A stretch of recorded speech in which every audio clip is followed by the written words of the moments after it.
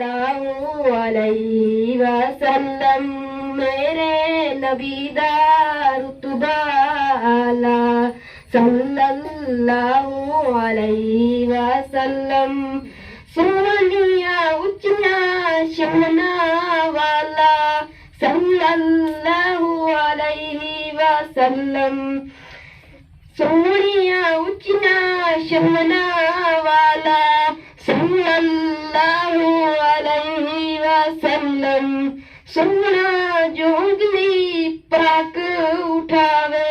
चमवी दो टुकड़े हो जावे सोना जोगली पराक